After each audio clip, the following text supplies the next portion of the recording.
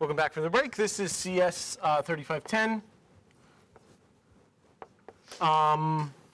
L09B, I think, and the topic of today's longest sequences. This is just like, so dynamic programming compared to the four main units, I think requires the most heuristics. And it requires the most like doing a lot of practice problems to really understand how it works. And that's kind of the only thing that really works. There's like a false dichotomy among dynamic programming problems. First, you need to develop the skill. When you look at a problem, you should be able to be like, okay, that's dynamic programming. That's one skill. That's hard to teach, but can only be done through 1,000 problems. The second one is like, which category of dynamic programming does it fall into? Because there's kind of an arbitrary dichotomy of dynamic programming. It's like, is it a simple one, like Fibonacci? Is it a longest sequences problem, like we'll see today? I'm going to give you several longest sequence problems, and then we'll just be like, okay, many problems are kind of like this. In fact, the lattice problems we did previously are kind of longest sequence problems. Are they kind of this shape? Other ones we can do are like, are they chain matrix? Are they knapsack? Do they fit nicely comparatively to any of these things that we already know? And if that's the case, then you sort of implement in that direction, and then you go. I'll tell you a story. There's a guy, I think it's Nick or Neil Wu or something. He live streamed himself solving the Meta Hacker Cup in like 2022, and what he does, I remember this intimately, but he skims a problem. He doesn't even read it. He skims a problem, and he says, that's knapsack. And then he tabs out, and he implements knapsack from memory. And he tabs back in, and he's like, OK. And then he tabs out, and he changes a minus sign to a plus sign, and then he like puts an if statement in there. He doesn't check it. He throws it into the competition, and it passes all test cases. So he solved the question. He never even read the question. He finished solving the question, he didn't even read it, and he was able to do so quickly because he was able to identify under this arbitrary heuristic, like, okay, that's just a knapsack problem. Knapsack, done. Sometimes working in dynamic programming is building this kind of intuition. Question? It's basically like pattern matching. It's like, this is a modified math algorithm? In like the most human sense, like that's pattern matching. Yeah, I guess. Like, I don't know if there's a formal name for it, but it's like, when you see problems, you will be able to develop like, okay, that's this one. For example, and we've done graphs. If the problem is phrased in such a way that requires negative edge weights, you know Bellman-Ford over Dijkstra. Things like this. Oh, it's a DAG. I know it's a DAG. I can say top sort and things like this. I can run choice paths on DAGs instead of Dijkstras. Like things like that will happen at the heuristic level rather than any formal. Like, you know you need to do it this way. Longest sequences is only the second category, I would say. The first category is kind of toy problems like Fibonacci style stuff. That's really all we've done is an introduction to that. And today we're going to talk about 3 problems that are of the longest sequence variety and their variations and so on, right? So sometimes you'll see a problem and be like, okay, that's the longest sequence problem. Yep. More questions? Okay. So what is the longest sequence problem? So suppose we want to first solve the longest common substring. And what is a longest common substring? It is the longest such string, which is common, and it is a substring. So suppose you have substrings, let's say you have strings, let's say x1 to xn, y1 to ym. A common substring among those is a substring of both, which is common, right? So for example, let's say we had El Gato and Gator. What is the longest common substring of these two? Yes. Is that the only common substring? What other ones? E. E? Yeah. Okay. AT. Yes. In fact, there's a property you should observe immediately. Any substring of the longest substring is also a shared substring. Yes, any substring of a longest common substring is also a substring. Not only is it not only a longest common substring, any substring of a substring is a substring. Every substring of a common substring is a substring. Immediate kind of recursive thing, we should start thinking about DP. We shouldn't think about div conquer because I don't know how to split that up, right? What if you cut it in the middle and then like that's your string that it was over the middle? I don't want to think about that. But let's think about this problem as we were to increment the strings both. Now I'll tell you, solving longest common substring is actually harder than solving longest common subsequence we'll do today, unless you know a little trick. So we're going to just kind of like do the little trick. We can't really do a 2D table just off the bat because DP of the last entry would have to consider all previous ones. So we're faced with kind of an immediate challenge. So what we're going to do is actually rephrase the problem. A substring also, unlike for example, a subsequence, must be contiguous in that the letters are touching each other, right? That is a substring. You can't have the letters have space between them, right? So here's an observation about the longest common substring. We're going to solve, we cannot assume that the longest common substring ends on a specific problem. But we can still use that information to help us solve the problem. Here's kind of a throwaway thing. The longest common substring is the longest common suffix of all possible prefixes. So suppose you have a word, okay?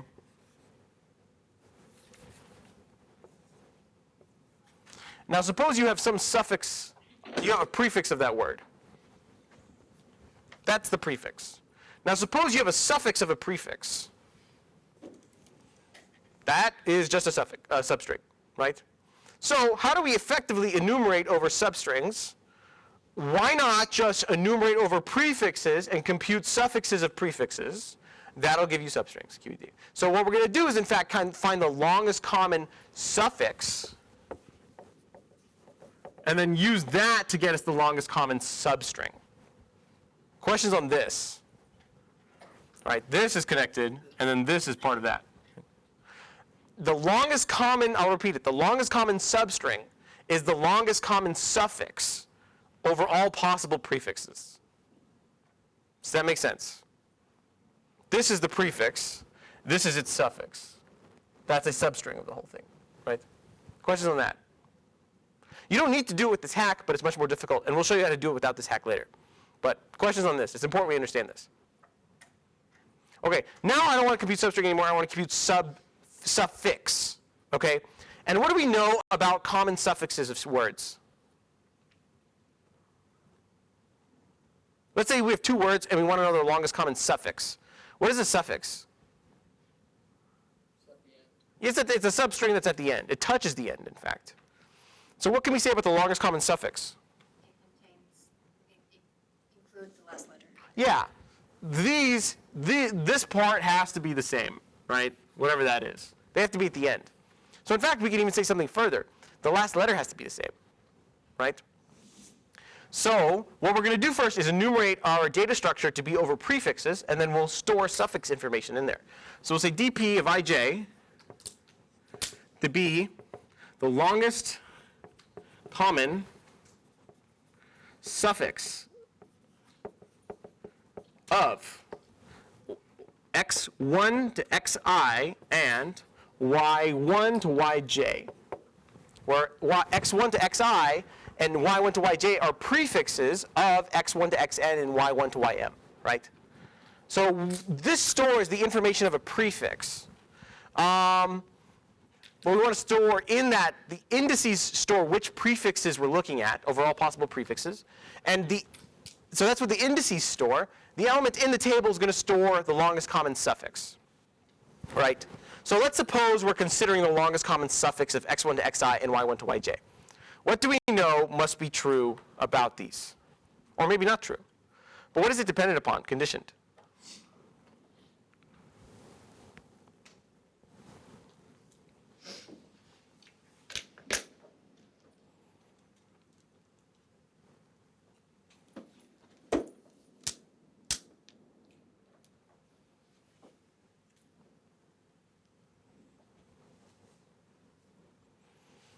So let's suppose the longest common suffix was 0. They have no common suffix. And let's suppose we store the length in the table, and not the answer, just the length. What do we know if the longest common suffix is 0 must be true? The last letter Yeah. So if xi, what if they're not different, is equal to yj, what do we know must be true then? Yes, the last letter is the same. So if the last letter of these two prefixes are the same, what do we know is dp of ij then? Yeah. Plus the suffix of the previous, plus the longest suffix of, plus dp I minus 1, j minus 1. Yeah. Why? Because the last, So dp of I minus 1, j minus 1 has some information about the longest common suffix. We append a letter to both. If we append the same letter to both of them, we've now increased the longest common suffix by 1. So we take whatever data is in here and we add 1 to it, and we go to here, right? Else? If they're not equal, what is dp of I comma j supposed to be? Yeah. It's just 0. If they're different, there is no common suffix. So there is no the longest common suffix is the 0. The empty string is in fact the common suffix, right? That's our answer. Let's implement it.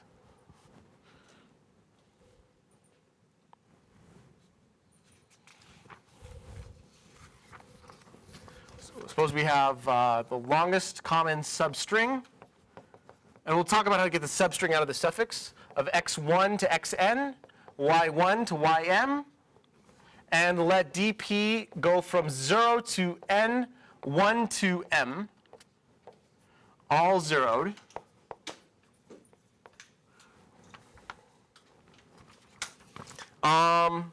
For I in 1 to n, for j in 1 to m, this is going to loop over all possible prefixes I and j. I loops over x, j loops over y. We're going to set if xi is equal to yj, dp of I, comma j is going to take on dp of I minus 1, j minus 1 plus 1, else dp of I, comma j is going to take on 0. By the way, if you're actually implementing this, you don't need to worry about this because you are assuming the array is zeroed out. So if you're actually implementing it, feel free to skip stuff like this in your own work. But when we're writing on the board and we need to make sure the algorithm is correct, we have to do certain things like this. So this has to be explained, right? Same thing with all our base cases. Oh, what are our base cases? Sorry, so question? Why is the array indexed at 0 and not 1? Oh, sorry. Someone should catch that. Why is the array indexed at 0 and not 1? so you can reference, so you can start from 1 and reference the 0. Sure, but we don't need to do it for that reason.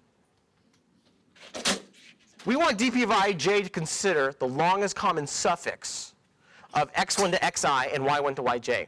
So if we start I or j at 0, right, it's going to be the 0 prefix, the empty prefix, considering no letters of x and no letters of y, right? So what's our base cases? Yeah.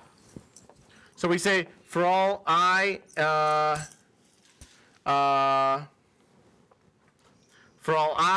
we say dp of I comma 0 is equal to, is equal to 0. For all j, dp of 0 comma j is equal to 0, right? Pretend those are two for loops that I had space to write. We're going to loop over the first row and the first column in such a way, zeroing them out. Why is that the base case, though? Not just because it makes sense, but mathematically.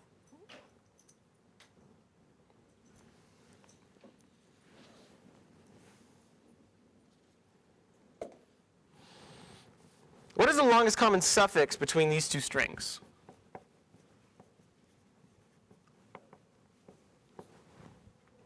Exactly. It's the empty. The empty string is always a string, so it's nothing, right? Okay, now before we answer what we need to return, because this solves not substring, this solves suffix. Let's fill out a table and just see what goes right or wrong.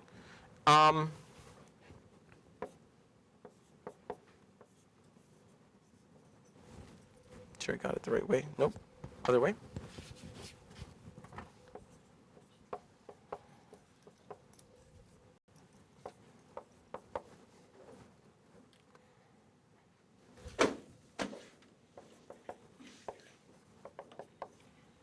Right.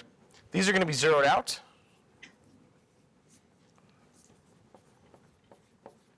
Okay. Now, it doesn't really matter you do I first or J first. Sometimes it does matter. Here it definitely doesn't. What is the longest common, let's just start from this row and go forward. What's the longest common suffix between E and G? Okay. EL and G. We're going to keep zeroing. Oh, what about ELG and G? Okay. ELGA and G. 0. Suffix. Elga and G have no common suffix, right? So first off, we see something not monotonic, something not nice. The rest of these are going to be zeros. You believe that. What about the longest common suffix between GA and E? 0. Yeah. 0, 0. What about GA and G? Longest common suffix between GA and Elga? Longest common suffix between Elga and Ga?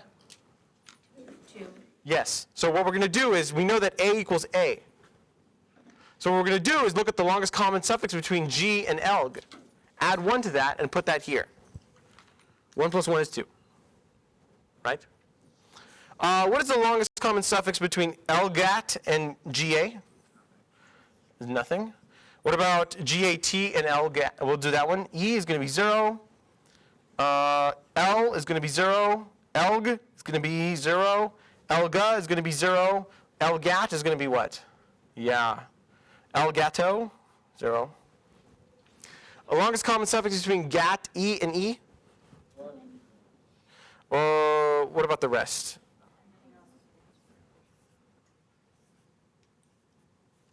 Okay, what about gator and Elgato? Yeah. So we filled in our table. We see the longest common, the last entry should be the longest common suffix between both of these. And it is 0, because, it is 0. So there is no common suffix. Fine. But I claim that such a table can still tell us what the longest common substring is. On the max. Yeah. Why? Not why can you find the max, but why is that the answer? Well, because what you said at the beginning, the longest common suffix of all possible prefixes, since you go through.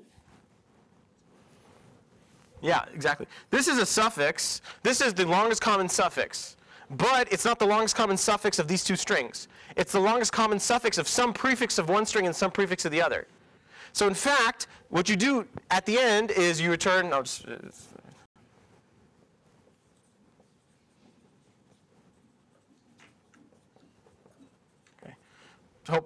Pretend you could do that correctly.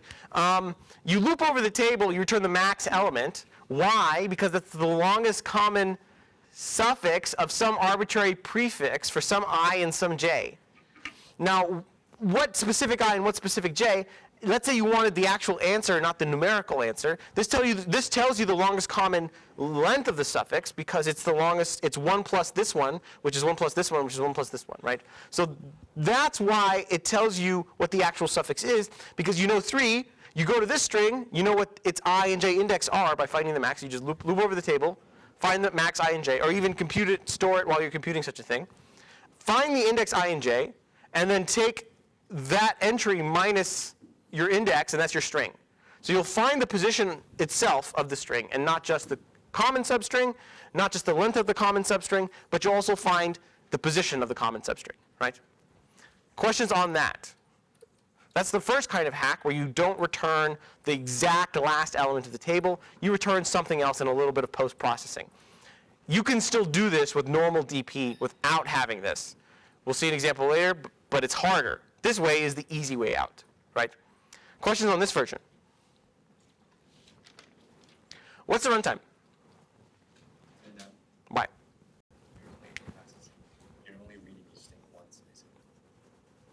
Yeah, so we loop over the table. That takes at least nm.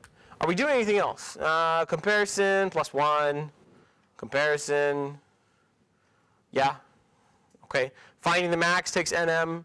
Setting the base cases takes n plus m. I mean, it's going to be like this for every DP algorithm. The runtime is almost always going to be this boring.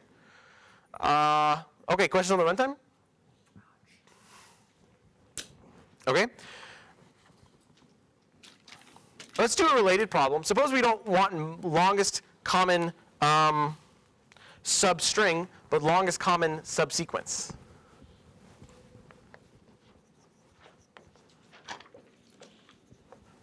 A subsequence differs from a substring in that it need not be contiguous. And by contiguous, we mean it need not be next to each other. For example, suppose x was ABC, B, D, A, B, and then y was B, D, C, A, B, A, right? So we are asking for the longest common subsequence. In fact, how many? What is the longest common subsequence of these two? Again, subsequence need not be contiguous, but it must be in order.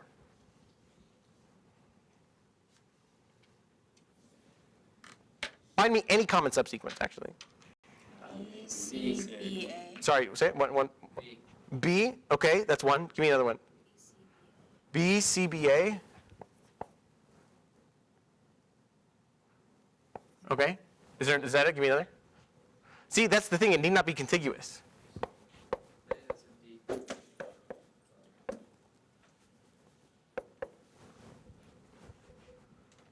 That's okay. Oh, yeah. Yeah. That's not the only one, though. Give me another one.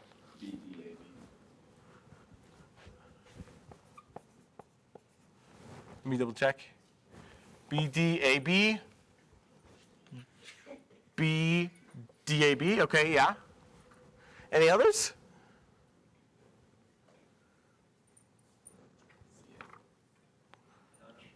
None of length 4.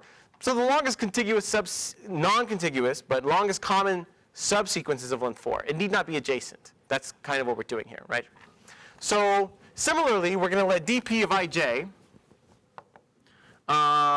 Again, we need 2 dimensions because we basically have 2 strings, and we're going to move freely between them.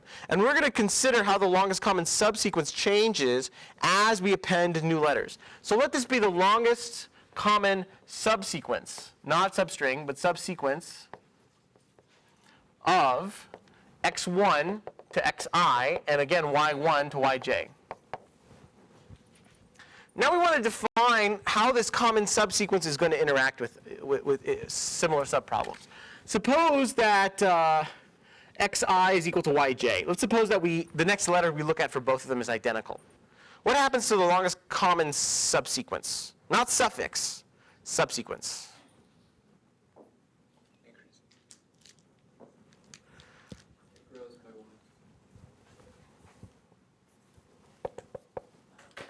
1. dp of ij is what?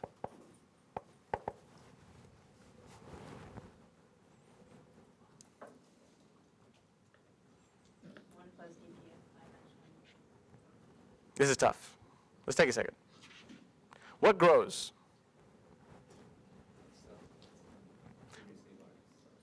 What are the indices of that previously larger subsequence? Max. Not quite, not yet. Just this case, if xi equals yj.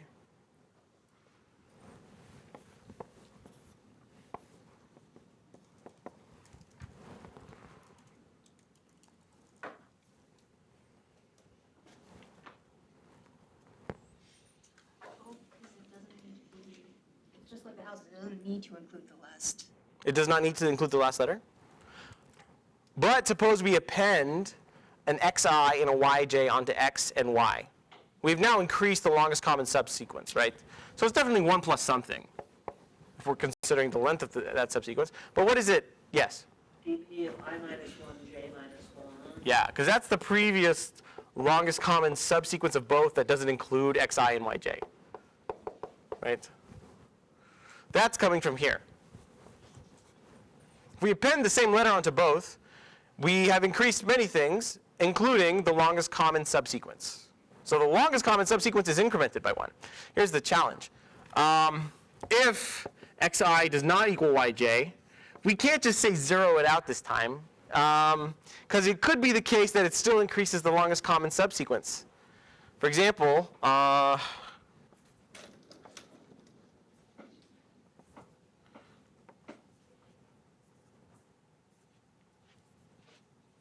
let's suppose that's kind of what we're looking at, and then we include a D here, but an E here, right?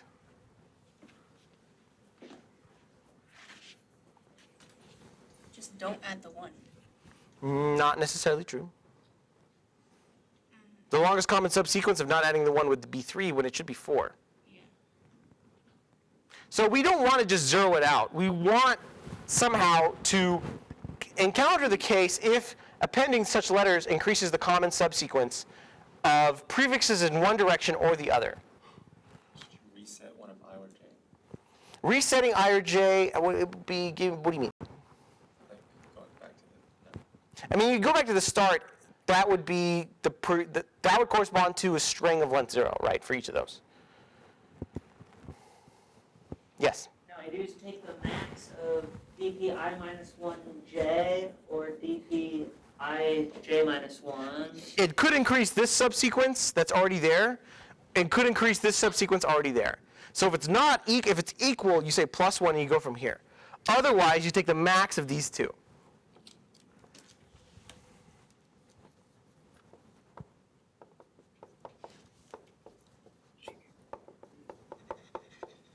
Right?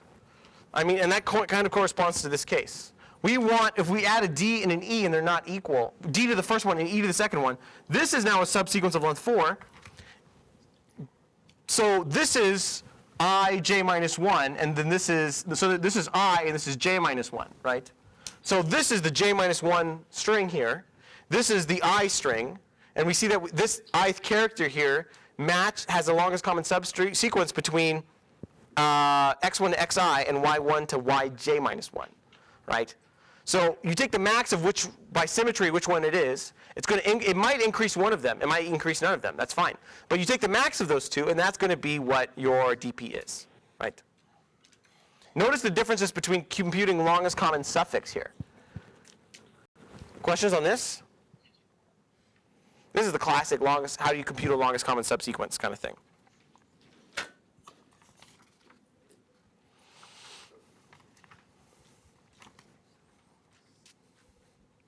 Okay, let's implement it and give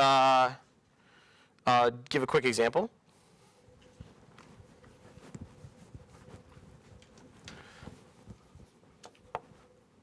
Of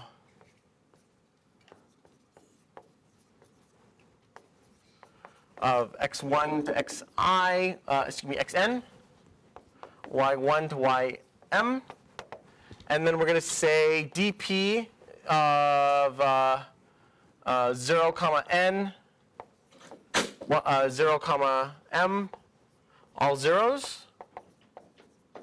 And we want dp again of ij to mean that it is the max longest common subsequence of the prefix x1 to xi, y1 to yj. For, what's our base cases here?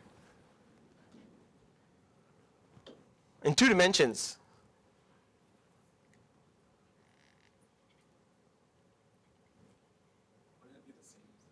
Yeah, it's going to be like if one of the strings is empty or the other is empty, then the longest common subsequence of an empty string with any other string is just going to be 0. So we say for I in 1 to n, we say dp of I, comma 0 is equal to 0.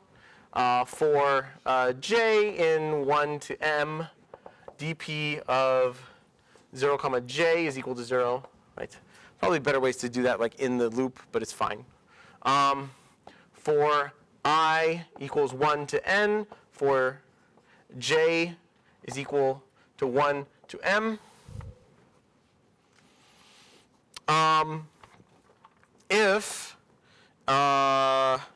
xi is equal to yj, then we say dp of I, comma j is equal to dp of I minus 1, j minus 1, plus 1, else dp of and I'll write this in a pedantic way for a reason we'll say in a second. If xi is less than, if xi does not equal yj,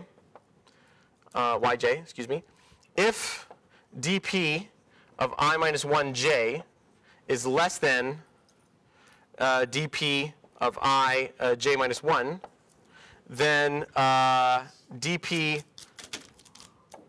of I comma j takes on dp of the longest, right? So it's going to be dp of I comma j minus 1.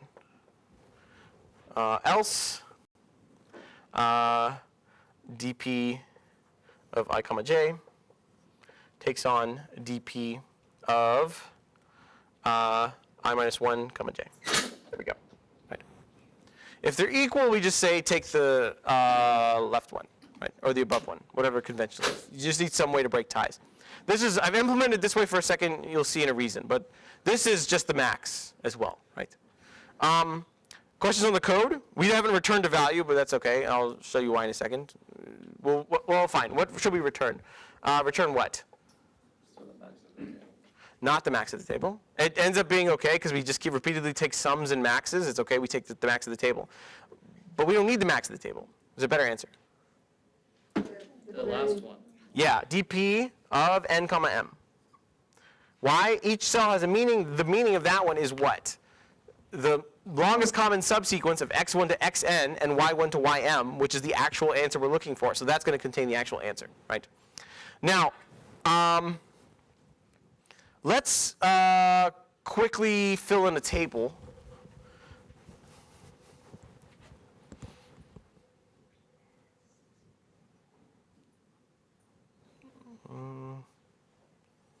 Let's do this.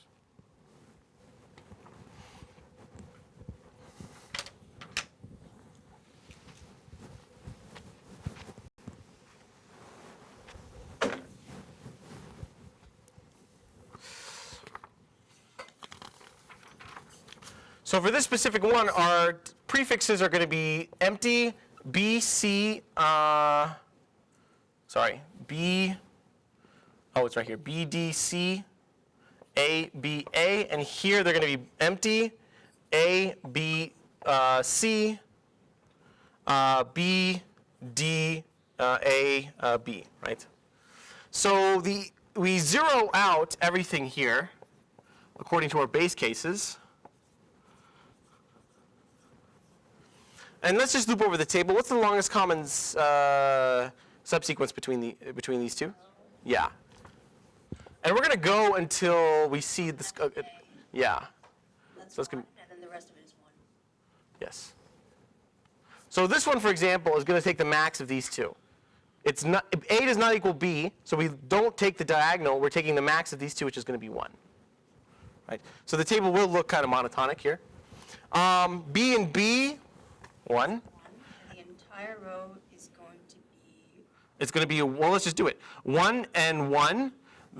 C does not equal B, so we take the max of these two as 1. A does not equal B, so the max of these two is going to be 1. B is equal to B, so we take not the max of these two, but we take the diagonal and we add 1. And the diagonal, again, corresponds to the longest common subsequence of this and this. And we know is a 1. So we take this one, we add 1, we get a 1. Excuse me, no, we get a 2. My bad. A and B, different, so we take the max of 2 and 1, which is going to be 2, right? Notice how this max comes from this way and not from this way. We'll talk about that in a second. But let's just quickly fill in the table. I'm going to shortcut and just fill in a bunch of stuff here. C and C are equal.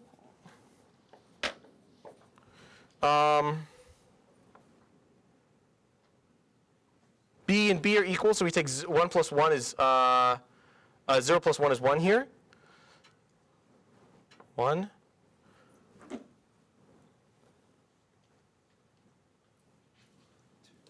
Did I make a mistake? This should be 1, right?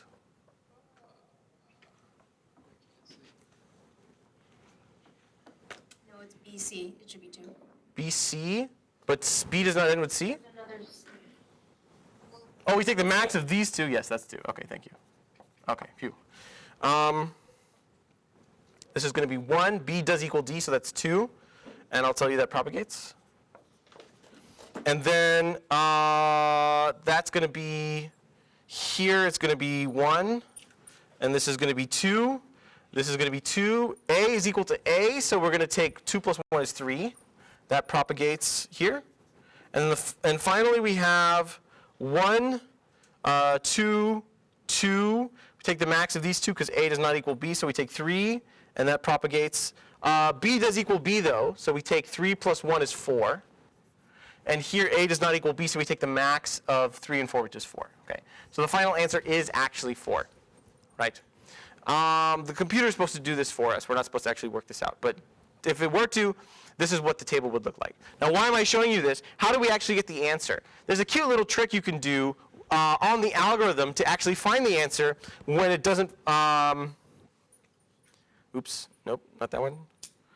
When you don't actually know, if you want to store information, you can store information in a cheeky way as a sequence of back pointers.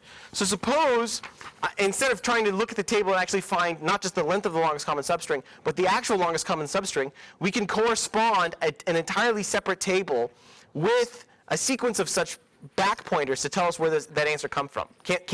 For example, every time we know that xi equals yj, we know that the longest common subsequence of both increments by 1. And we know we're looking at the subproblem here of I minus 1, j minus 1. So what we can do is make another array called bt and set I comma j equal to the emoji for a diagonal arrow. Okay.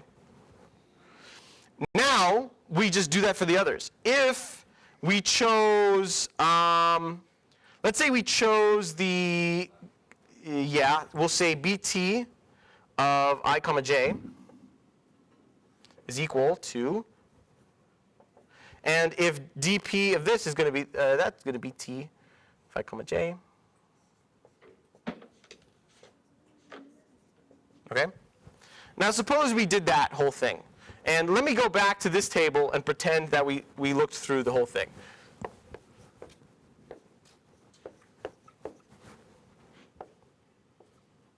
think something in that table is wrong. This table? Yes. Okay, we'll find it for me. Well, the A, I know for sure that the farthest down AA should be 4. This one. Yes. Okay, that's fine. What above that should be 4 as well.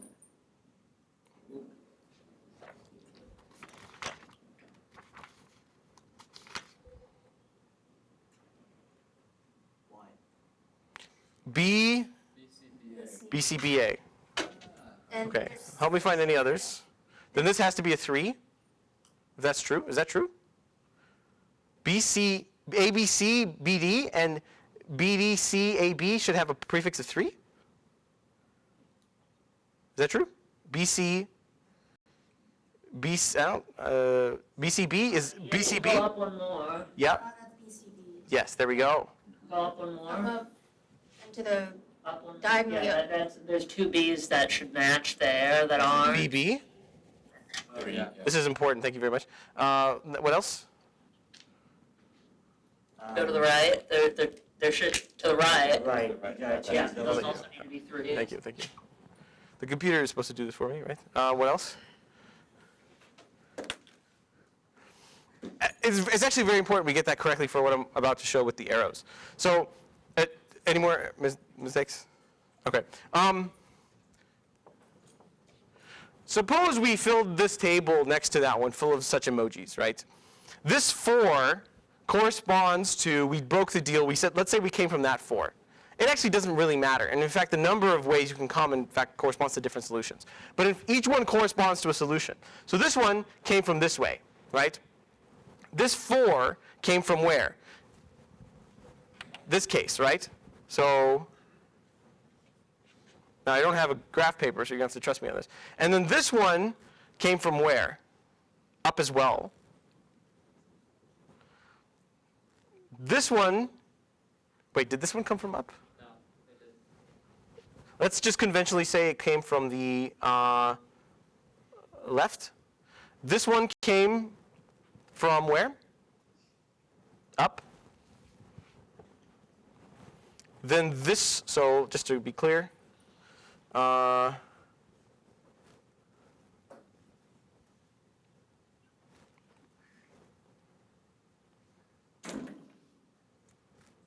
wait. That one came from there. This one came from here. Yeah. This one did not come from here. Yeah, I went diagonal. Yes. Okay, I'm just going to overlay it on the table. This one came from where? Diagonal. Yes. It could have been any. Well, it's not equal to. So let's just do what the algorithm said we did. So it could not have been the diagonal. So let's just say we came from the left. This one came from where? Diagonal. Yes. And this one came from where? Diagonal. This one came from? Yeah. We built those in historical formats. But we could say that they came from up. So in fact, you can, the local decisions, what I'm trying to show here is that the local decisions made at computing itself, which one do you take, which element of the max do you take, or if you increment from the diagonal, corresponds to the actual longest common subsequence. Let's say I have such a path computed. What about that path tells you what the longest common subsequence is? What are these, yeah. All of the diagonal movements. Exactly. Of the letters. All the diagonal movements tell you where we increment the letter. So we only add a diagonal when we have the common letter. So that's the common subsequence. And if we don't have a common letter, then we just move freely in one or the other. It doesn't really matter, up, right, whatever, right? But as soon as we do a diagonal, that's when we add a common subsequence. So if you look at the actual path from the start to the bottom corner, those which arrows correspond exactly to the diagonals happen to be the ones that are the actual subsequence. So this is such a trick that you can use. I mean, you wouldn't actually implement it this way, but it's not necessarily, I'm trying to emphasize this, it's not too important whether or not you store the literal numerical answer or you store the actual answer, like what the actual longest common subsequence is. Because the difference between computing the actual longest common subsequence and the length of the longest common subsequence is a big of a difference as just as decoration. These are basically decorated versions of the same algorithm, right? There's not too much difference between those two. That's all I'm trying to illustrate. Questions on that? It also doesn't tell you, and by convention, we just said, let's just always go left if the two are equal. But in fact, if the two are equal, that implies that there's a number of different substrings, right? Going left in one, or you can increase x or y, will give you different substrings. Yeah. What's the runtime?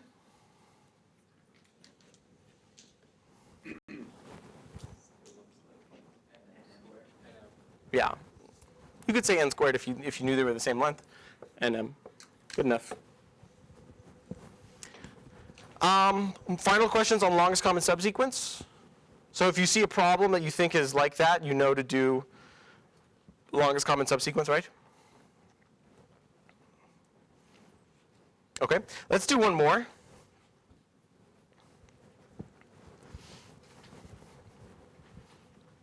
Does everyone know what a palindrome is?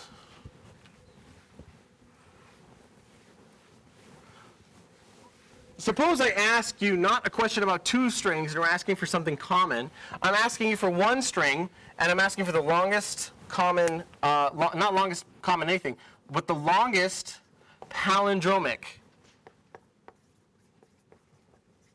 substring of, let's say, x1 to xn. So we have a single string, we're asking for the longest palindromic substring. What is a palindrome? Same backwards and forwards. Yeah, the reversal of the string is equal to itself, right? What are some palindromes? The empty string, A, B, B, A, A, A is a palindrome, right? Race car, etc. Taco cat, that's a classic. Taco cat, assuming no spaces. Is that right? Assuming no spaces, taco cat is a palindrome. If you count spaces, it's not a palindrome, but it's fine. We all know what a palindrome is? Good? Okay, I want to find the longest palindromic substring. Without using any DP, any new DP, how can I find this? Yeah. Substituting on the reversal and the original. Longest common substring. Thank you. So if you're in a pinch and you don't know how to implement this, that's okay. Just do that. What is the longest common substring between a string and its reversal? That'll tell you that's the longest palindromic substring, because whatever that substring is must be a palindrome. Okay, but we can still do this with DP. It's not easy. It's unlike the other problems, though, because when you have two strings, you can increment y and j single characters at a time and like see how is it going to change the subproblem, right? You look at a prefix and you look at the next problem, right? And that can increment it. But we have an immediate problem, is that a prefix of a palindrome is not a palindrome. A substring of a palindrome isn't even a palindrome. Suffix of a palindrome isn't a palindrome. We don't have any of these properties necessarily. So we need to somehow represent this problem in not necessarily recursively, but in a way that can build upon a recurrence, right? And this is not trivial, so I wouldn't expect anyone to come up with this. But let's just see. dp of ij should correspond to what?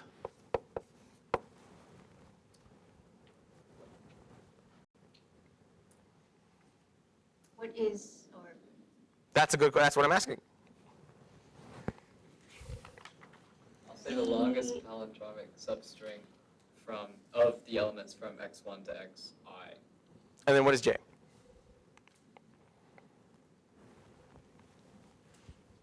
That's an excellent question. Yes. Actually, I'll solve the harder problem. Let's not talk about substring. I'm sorry. Let's talk about subsequence. Oh, great. Everything works the same, right? Okay. Longest palindromic subsequence between of x1, xi to xj. Now we have some conditions here. It must be the case that I is less than or equal to j, first of all. You can't, I must come before j. They could be equal in the sense that they're the same symbol, but that's it, okay?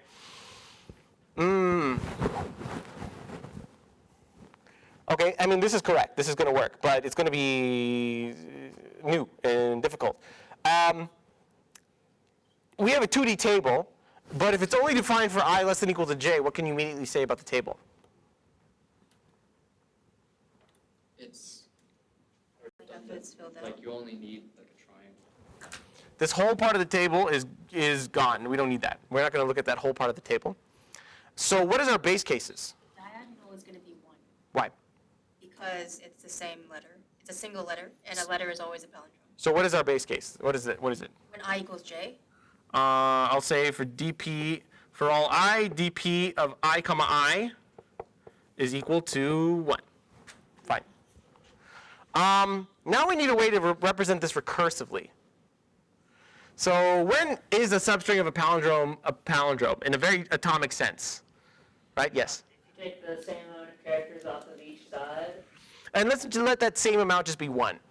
Right? So let dp of ij be a palindrome, have a palindromic subsequence. When you take as you said, you take the same characters off the front and the end, but suppose you take one off the front and one off the end.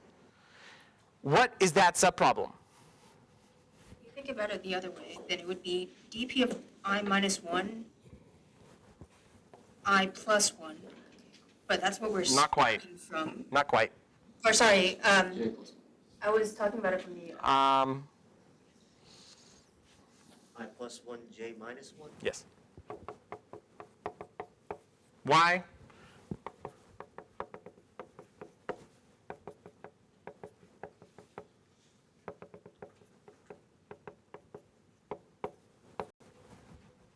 Right?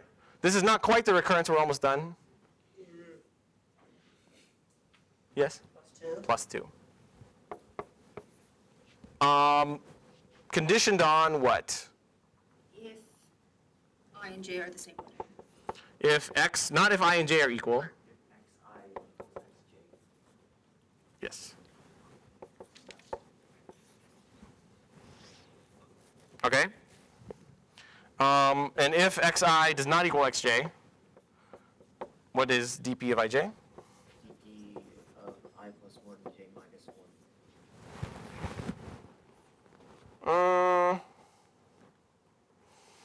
It could be more. I mean, so that's correct. It could be that, but could it be more?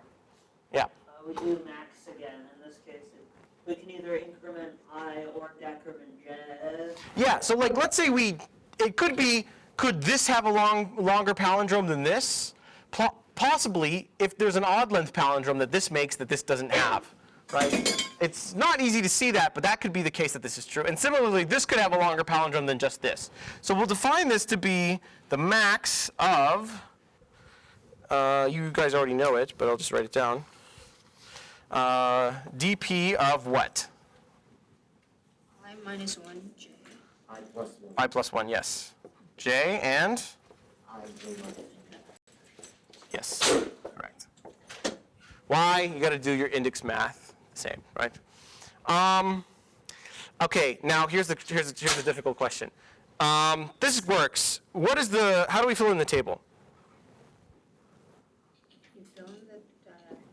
How? Diagonals is all ones. Okay, and then what?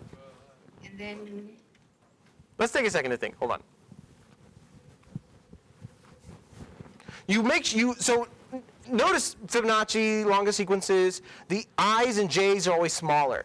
Here, I and j is a function of I plus 1 and j minus 1, right? So it's not necessarily true that you can just loop over the table in a boring order and get the right answer. So let's think for a second. What is a proper way to loop over the table to ensure that every time what's it called, array out of bounds? You don't call something that's not been filled in yet. Something that has not been touched in the right order. You want to make sure that they're accessed correctly. So what way should we ensure that we fill this array in? And it's non-trivial to find this. So once you see it, you could just like memorize it. It's not expected you could come up with this, but I just want to see if we can.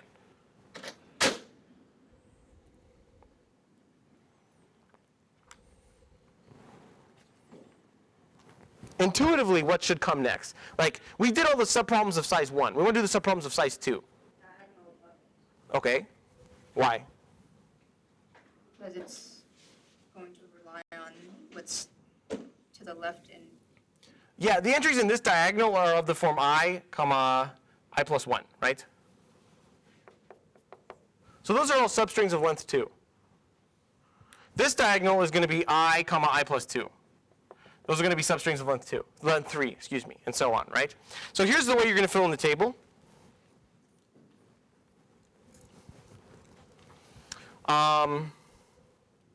I'll just do a def longest palindromic subsequence of, let's say, x1 to xn.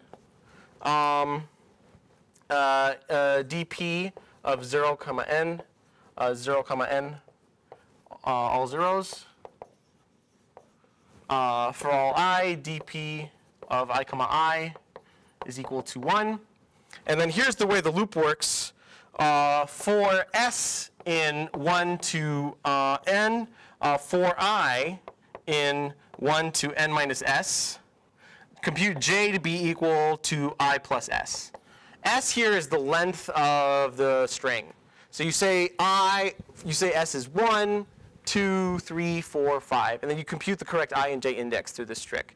You don't have to be able to rediscover this, but it's good to know and good to memorize how to loop over the table in the correct order, right? And then here you just do your thing. If xi is equal to xj,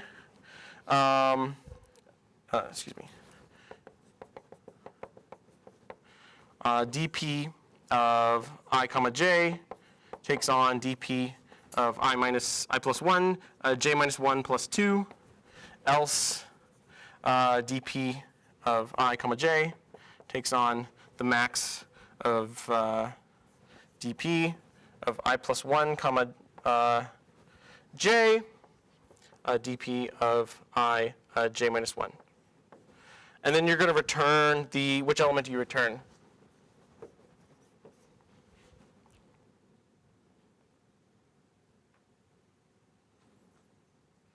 This is a trick question. It's not n comma n. 1 comma n, Yes, why? because that's the whole string. You should always look towards the definition you gave of the elements of the array, which is dp of ij is the longest palindromic subsequence of xi to xj. So 1 to n contains the longest palindromic subsequence of the whole string. So what that means visually is you're going to fill in your, this is all zeroed out, you're going to fill in your base cases that way. You're going to do this diagonal, this diagonal, this diagonal, this diagonal, and then you're going to return this as your answer, right? That's a really non-trivial way to do DP, and we'll show you this technique later on, Wednesday. We'll expand upon it. But this is something that can be done not for palindromic subsequence, but it's not just for palindromic subsequences, but also this would be a way to do longest common substring without doing longest common suffix, right? Any final questions? All right, goodbye.